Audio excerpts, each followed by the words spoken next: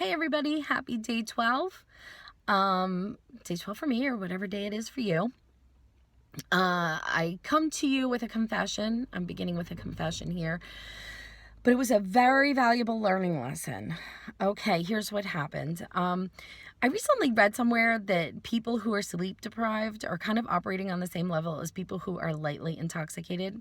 Now, I have no tolerance for liquor, so I can't afford to be lightly intoxicated, but I have been sleep deprived. So I still feel like I'm fighting this cold. Anyway, flash forward or flash back to last night. I come home from work. I'm very tired. I just want to sit down. And Justin says to me, I want Chinese, because he's sick and that's what he sounds like. Okay. So he wants Chinese food. Now, the old me would have been like, oh, yay. Get me some sweet and sour chicken, sauce on the side, and brown rice. Or if they don't have that, get me the General Chow's chicken with the brown rice on the side and the sauce on the side. And ooh, the spring rolls. Get me some of them too, right? All of that. No good. No. Mm-mm. So last night I'm like, oh, okay, let me make a good decision. Well, what I thought was a good decision, not at all. And let me just interrupt the story to tell you that I also read, if you are a Cheesecake Factory fan, let me just tell you, do not order the chicken teriyaki. Just don't. Avoid it. It has the sugar equivalent of 3.5 Snicker bars and 2 days worth of salt. I was like blown away by that. I mean, even more blown away than the soda has more sugar than Twinkies thing. I mean, I thought about it and I'm like, the sick, crazy part of me went, if that was me, I'd go home. I wouldn't even stay. I would go home and I would put some chicken in a pan and lightly saute it. And then I'd scarf down 3 friggin' Snicker bars instead. Because first of all, I know I'd be full. And second of all, I wouldn't want to see chocolate for like another 3 or 4 days after that. Because 3 Snickers bars is just off the charts too much. So anyway, the next day I wake up and I'm like, let me get on the scale and see how I'm doing. Okay, so I get on the scale and I'm like, what? Apparently 1.8 pounds has decided to join the Vicky adventure somewhere on me. And excuse me. I was like, what? What happened? And then I got off, and then I got back on, and it said the same damn thing like it always does. I even moved it around in my living room or in my bathroom. I like shushed it over the side, not there, shushed it over that way, still the same damn thing. So I started going, what the frick did I eat yesterday? What could have possibly made me gain 1.8 pounds? I'm going through my day, and I'm like, all right, I had that for breakfast, that for snack, and then I remembered the Chinese. Now, granted, sweet and sour chicken essentially is chicken that's been rolled in a sugar sauce that was deep fried first. Okay, so nothing about sweet and sour chicken or General Chow's chicken says weight loss. Nothing. We know that. And my selection was, I guess, I don't know, maybe because I was tired or whatever, was not real smart. And in fact, I'm a little embarrassed, but I'm going to confess that I have lo mein. Even after that whole rigmarole about how you should refrigerate your pasta if you want to eat pasta. No. Okay, I confess, I don't know what I was thinking. And when it hit me, I was like, I'm an idiot. I just told people this information and I totally screwed up. Okay, so then I started thinking to myself, I'm like, I ate that whole pint or quart. No, pint. Pint's the little one, right? I ate the whole pint. I'm like, what was I thinking when I ate the whole pint of it? And then I realized that when I ate that, it was kind of like any other time that I ate something that's like super delicious and not good for me. I sort of like get glazed over. I almost feel like I'm like here hovering above me and I can see myself. I'm like watching myself do it and I'm thinking, I'm like, I should not be eating this. I should put it down. Stop now, and then, well, just have a little bit more and, then tomorrow you'll be extra good. And that was the type of thing that had been going on in my head. It just was a lot quieter. So that got me thinking, why do I do that? I hate that. That pisses me off when it happens. I don't want it to happen anymore. So I investigated it, and there was information on this in my new little book that I'm reading, The Willpower Instincts. And here's what happens on a biological level, because really that's where it all starts. Okay, remember when we were cave people?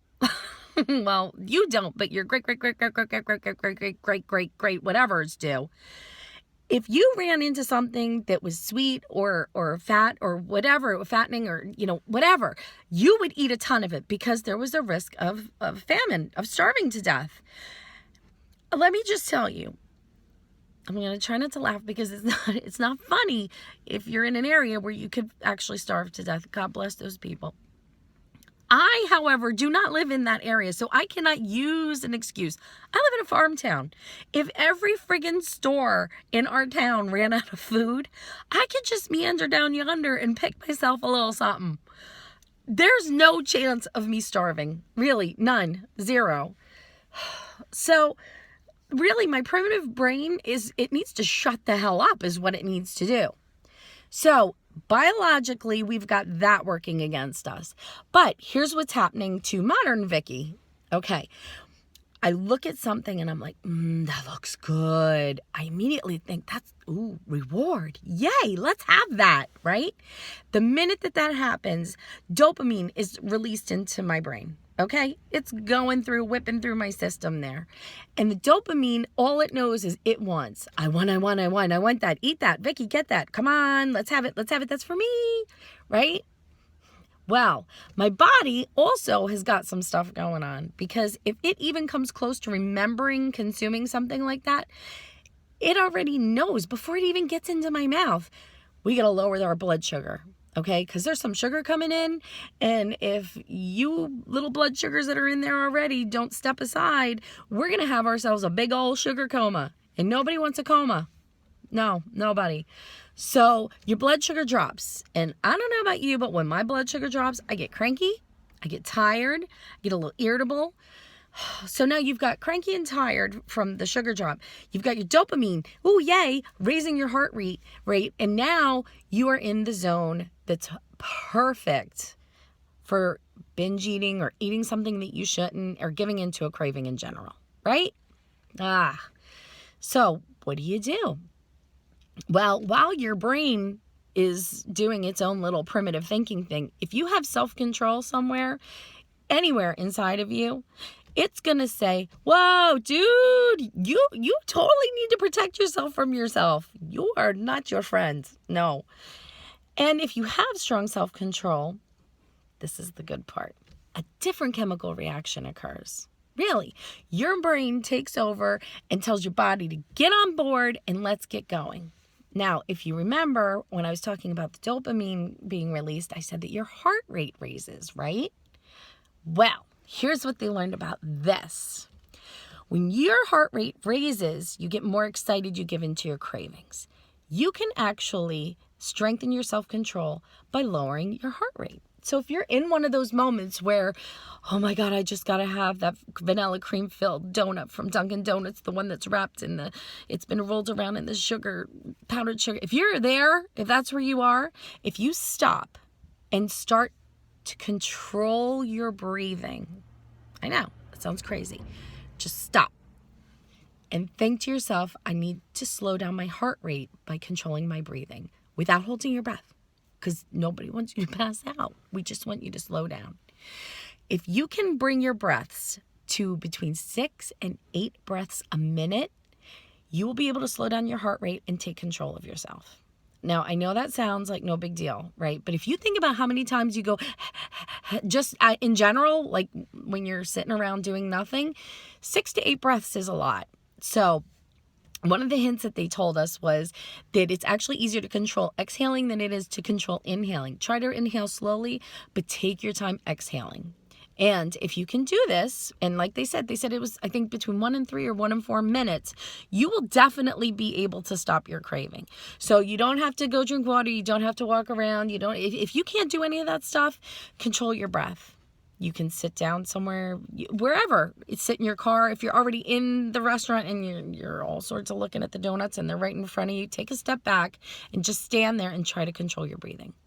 I'm going to give this a shot because I've had this issue happen to me, and so far I've fought it, but I would like it to be a lot easier. I'm creeping up on my 2 weeks here, and I'd like it to just maybe become a little bit more simple. And if this tool works, it'll be a fabulous thing. So before I go, I have one last thing I wanted to say. I was thinking about why I'm doing this, why I'm sitting here taping these videos, and why I'm reading through books going, oh my God, I got to tell everybody about this. This is so exciting. And at first I got a little self-conscious and was like, am I insecure? Do I need attention? Is there something wrong with me? And then I thought, no, that's not it. The real reason I'm doing this is I'm doing it because of you. Hold on. I'm not saying that you need me. I actually have needed you. And I wanted to say thank you because these videos have actually held me accountable for, I can't even tell you how many times when I've wanted to give in and just do something that I would regret later food-wise. And I've thought, well, if I do that, I'm going to have to confess to it. And I don't want to have to tell anybody that I actually ate that. So essentially, you are the reason why I don't do it. And I appreciate it, and I appreciate you. So if you're still here at the 11-minute and 20-second mark, thank you so much. I appreciate your existence, and you are helping me just by being you. Okay, so have a wonderful weekend, and I'll be back here on day 14 to be excited about my 2 weeks. My 2-week anniversary. I don't know. I'll think of what it is, but okay. Talk to you soon. Thanks. Bye.